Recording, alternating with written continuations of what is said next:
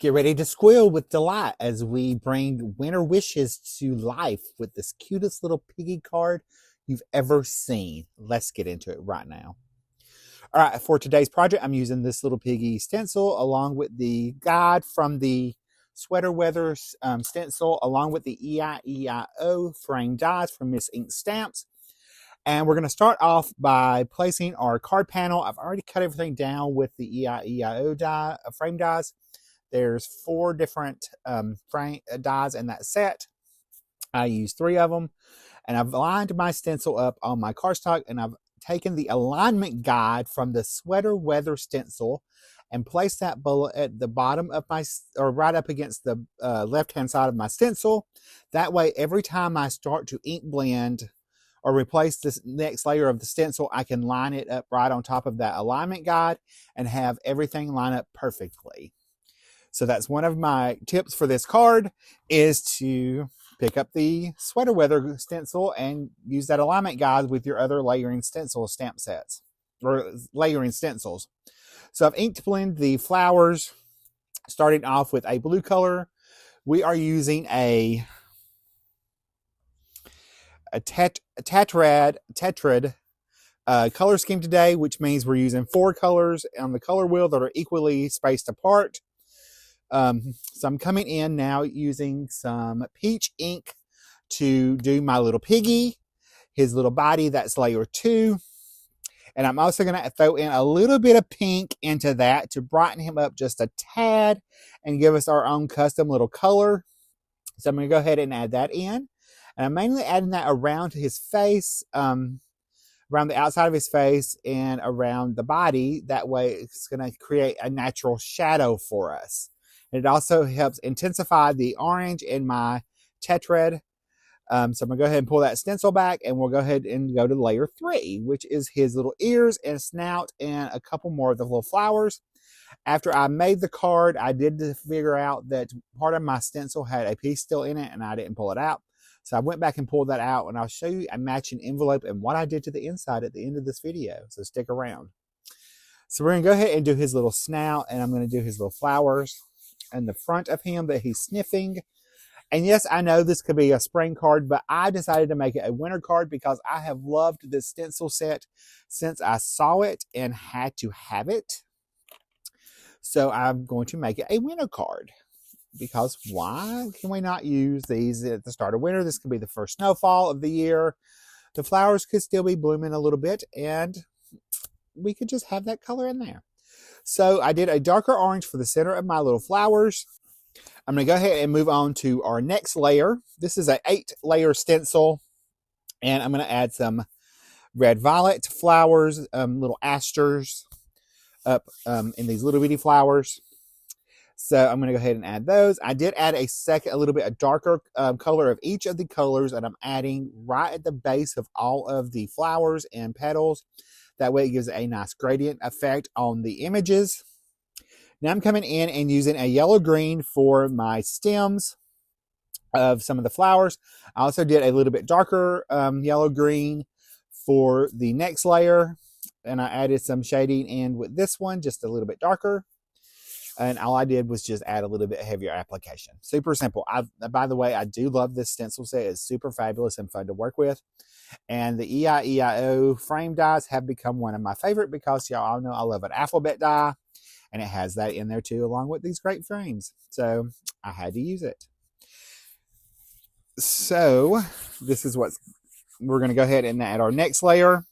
I'm adding that darker green in now, and I am coming in and adding a little bit of gradient love to that as well.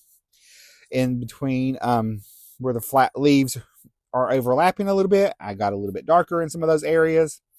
And then we're going to peel that back, and look how cute so far. And we're not even done yet. This is our last layer. It does his little face and the centers of our flowers. And this I went brown with the brown ink. That way it made it stand out. I didn't want to do black because that would be too stark. And I wanted to keep in with my color scheme as we are working. So that brown is a natural orange. So that's why we are using that. And now I came back in on the outside edge of our stitched little panel. And I am using that same blues that I have used through the flowers, the blue flowers, to pull that back in and tie it in and make it look nice and wintry. It does look a little brighter on the camera than it actually is. So now I'm coming in with a little bit of some markers, and I'm going to add a little bit of detail. And I just picked colors that were very similar to what I had laid down to increase my shadows. I'm using my Ohuhu markers today. And so I'm just going to come around the edge where there's a shadow, like there'd be a little shadow at his ears and a little bit under his neck. So I'm just coming in and adding those little details in, popping a little bit more shadow, a little more contrast to make everything pop out. And you will see the difference when I show you the inside of the card and the envelope that I decorated for this, what difference that little detail actually makes on your stenciling. So we're going to come around anywhere that an object was overlaying the little piggy. I had a little shadow, like where that flower was. There would have been a little bit of shadow there. So we added that. Now I'm just going to blend that out with a little bit light. This is the 0. I'm going to blend out to that color. And then I'm going to come in and touch up add just a little bit of shadow to those blue flowers. And this is where I realized, oh, that piece of the stencil didn't cut. Well, no, it cut. It was just still left in there and Rick didn't realize it. So there was that. So I'm just coming in, adding those shadows on the petals of each of the blue flowers where they would naturally be, right closer to the center of each of the flowers. Anywhere anything overlapped, I added those in. And I just picked shades. I just picked shades that were very similar to the ink colors. It was pretty easy to do. Even if you got off a little bit, like what I'm going to do with the green, I could go back in. I started off a little too dark, and so I had to come back in, add a couple more layers than what I intended to, but everything turned out super well. And we're just going to keep adding our shadows in there. The ink actually ends up being the highlights, so it was super easy to do. I was really impressed at how much it made a difference in that ink blending, and to come back in and add those shadows and intensify and add that little bit more drama into the card.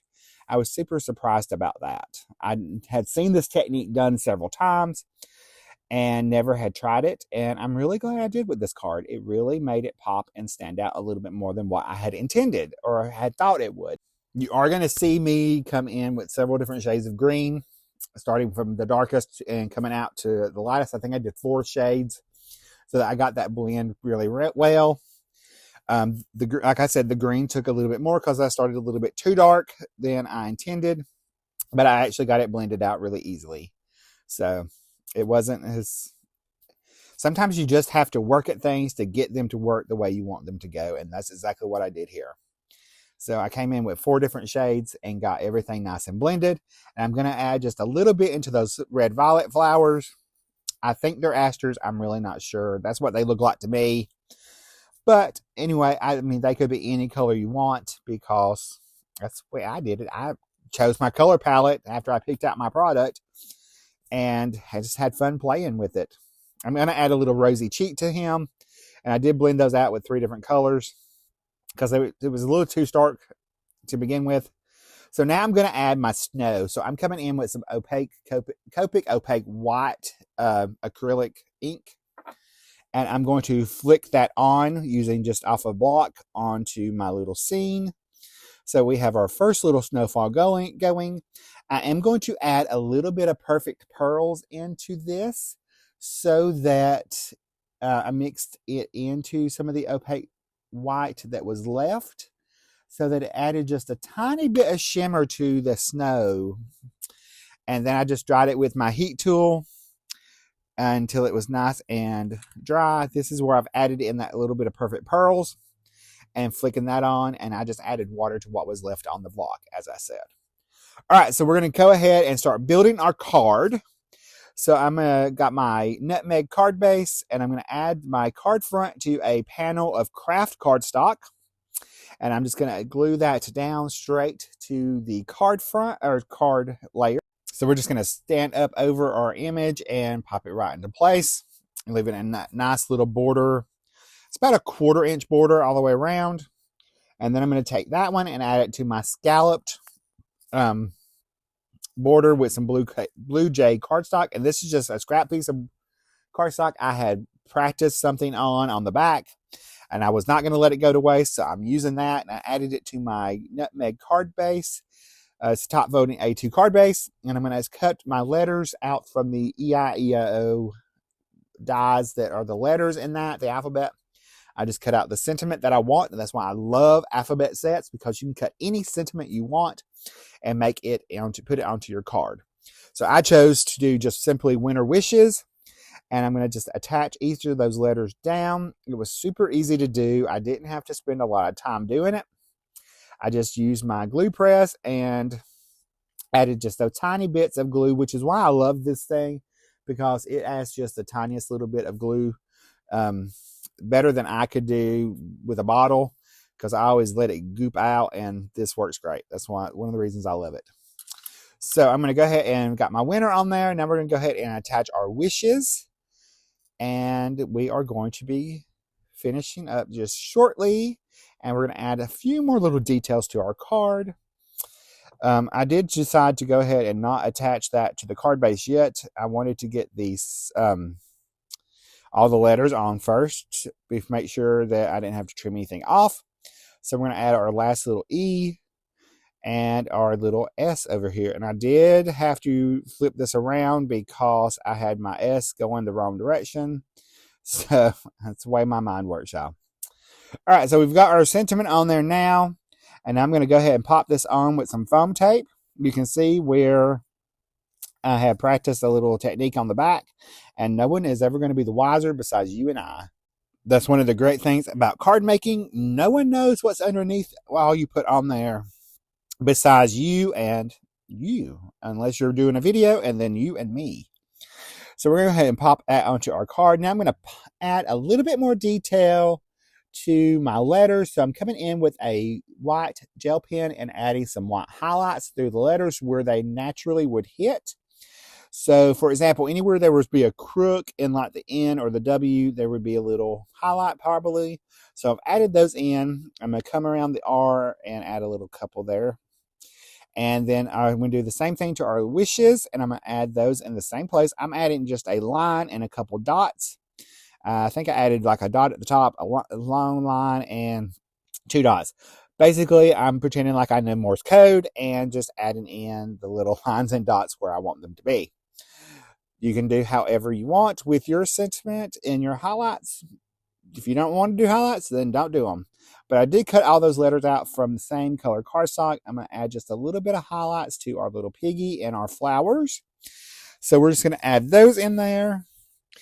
And then we are going to finish those up.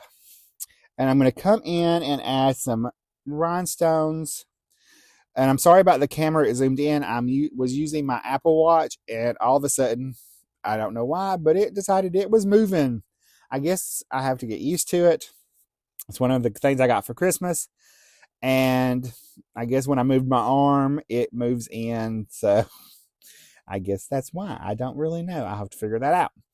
But I added some baubles, and there's a look at the inside. And here is the look at my matching envelope that I just used the leftover ink to do. And I will see you guys in the next video. Here's a closer look at the card, and you're probably going to like this video coming up next.